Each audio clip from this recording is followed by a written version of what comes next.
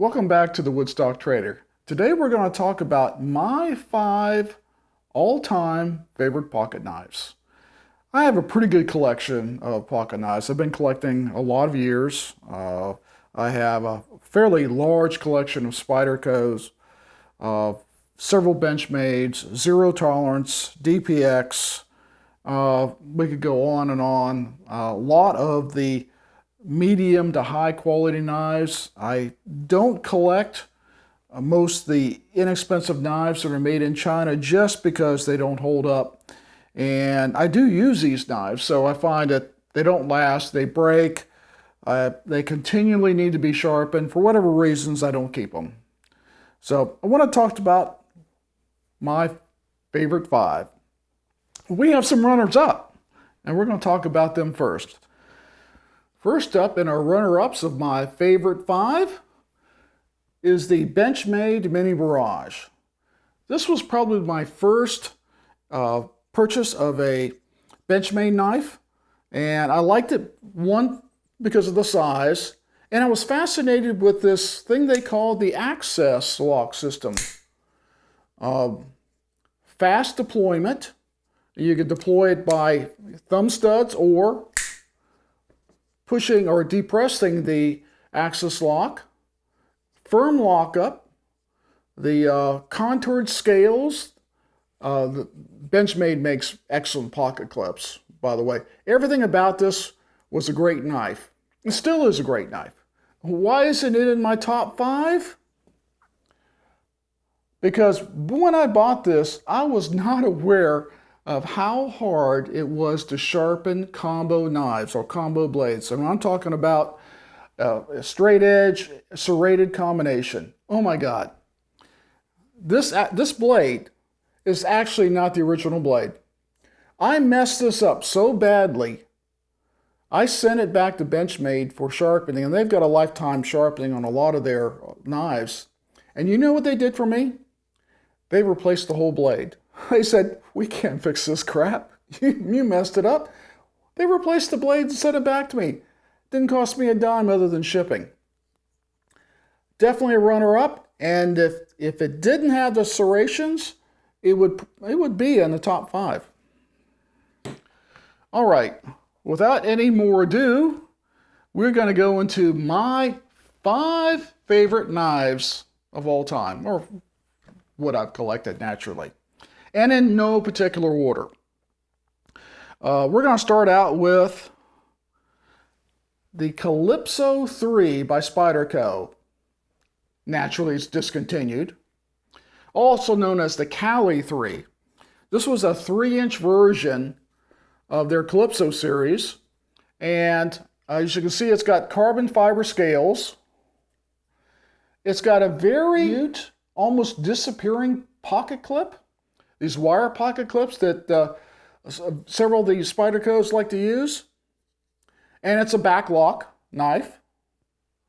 The steel is really interesting. The interesting story with this is it is a combination steel, and somehow, obviously in the process, they mirror or they mold that XDP, ZDP, XDP, ZDP 189, which is a very hard steel, into that. I didn't buy it because it had that particular combination of it, although I had read good things about Spyderco and this particular model. This is almost like a gentleman's knife in the sense that the carbon fiber is glassy smooth. The fit and finish on this is just so great. I mean, there's nothing rough on there. The screws are perfect. The clip is perfect for the size. The back, it's a very thin knife. It's a perfect knife to carry in shorts or dress pants or any place that you don't have to have something sturdy to hold it up. Folded, it's not very long. You can reverse the clip on the other side if you want to. And I carried this for a long time. It's just a great little knife. It always sharpened well for me. And with Spyderco's, it's always, that Spidey hole is there for a reason. It makes it easy. The only thing about one-handed closing isn't as easy as one-handed opening is because of the lock back. But those things lock up, or they lock up sturdy. So if you can find these, I would, as a collector, you want one of those. Next up, also discontinued, of course, Zero Tolerance, the 0566. I got this at a knife show in Atlanta. Every year they bring the actual blade show here.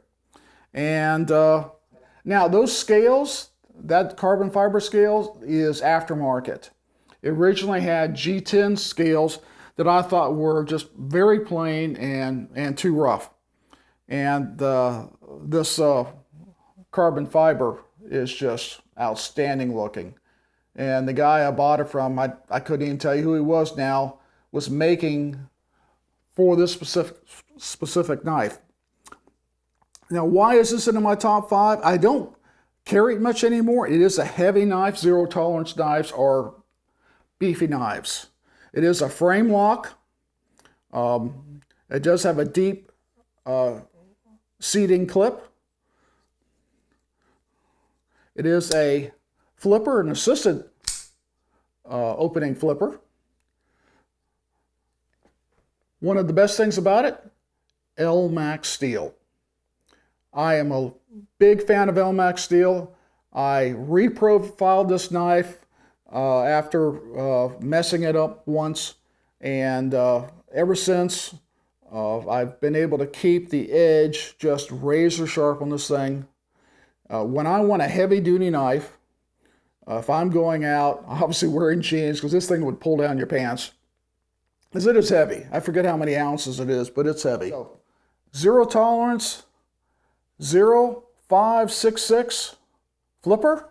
If you can find them, I'd add them to your collection. Probably the most expensive knife I have, and the oddest one, is the DPX Hest Mr. DP edition. This thing is crazy. Besides the handle having the Mr. DP logo or image in it, you'll notice that the blade, I assume it's laser etched in. DPX, again, I've talked about it in previous videos. This is a heavy-duty knife, heavy use. I mean, look how thick that blade is, and look at that jibbing. Look how thick the frame lock is. Now, this stays in a case because I wouldn't want to mess up the etching. I bought this as a collection because I have, it's dirty, I have a regular DPX Hest for carrying when I want to. No Mr. DP logo. Same knife. This is just a collectible version. It's made by Lion Steel, or made in cooperation with Lion Steel. Lion Steel manufactures it for DPX. But the heaviness of the frame lock, the fact that you can lock the blade in the open position, that it has a bottle opener. I mean, how many knives have bottle openers on it now? But it's just a great overall knife. And so I prize this knife, and I don't know if you can read that. It's hard for the thing that, Elmax! It's Elmax steel. Once again, I've not had to sharpen this because I don't use it, because it's simply in my collection. But it is my prize of, and like probably the most expensive knife I bought to date. It retails for about $375. So there are a lot more expensive knives out there, and certainly, you can spend any amount of money you want to on a knife. But if you have a chance to get one of these in the Mr. DP edition, and you find them on sale, man, I would have a. If they came in a different color, I'd probably buy it. Next, well, we've talked about this guy before. Little Lion Spy by Spyderco. And, some of the same things we just looked at in DPX. Frame lock. You've got a locking mechanism there. Deep-seated pocket clip. Now this has got a glass breaker, and I cheat because I put that glass breaker on there. It had just a regular screw on the end. But titanium, G10 scales. This is, to me, even though it's a compilation of Spyderco and Lion Steel, you can either say it's either the best Lion Steel knife that I've ever seen, or the best Spyderco knife that I've ever run across. And the size. They make a larger one, the regular Lion Spy, which I think is too big, too bulky. This thing's perfect. I keep this sharp. I use this all the time. It's in my pocket several days of the week. Last but not least, Benchmade Osborne 940. This is an unusual knife because of the blade profile. This is called a reverse tanto. Now this is just the satin version with the green aluminum handles. You can still buy this, Blade HQ, Knife Center, any number of places. This is still available. It's got the purple spine in it, which is, that's just like jewelry for me. There is a mini version of this now that's got the shorter blade, I think under 3 inches. This is something like 3.5 or nearly 3.5 inches long. I'll put it right here on the thing. Yeah, nearly about 3.5 inches long, give or take. It is a thinner blade. I have to be more careful when I'm sharpening this than some of my thicker blades. I have to pick a little different angle. The edge that's on it is, I did reprofile it for the edge that I wanted to put on it. And it took me a while to get it just right where I can keep it sharp, and it is a little different from the factory edge. I do that. So if I don't like the edge, if I find it difficult to sharpen, I'll reprofile it, put my own edge on. This is S30 V steel. It is an Osborne design. It does have the Axis lock system, which this one's well used. So it's nothing to flip it open or simply pull back on the Axis lock and flip it out. This knife is legendary in the Benchmade community. It's seen a lot of abuse. It's been sharpened a lot over the years I've had it. I don't know. I can't remember how long I've had this knife. It's probably the second Benchmade I've had. I'm saying at least 10 years, maybe longer. I think they've certainly been out longer than that. But you cannot go wrong with the Benchmade Osborne 940.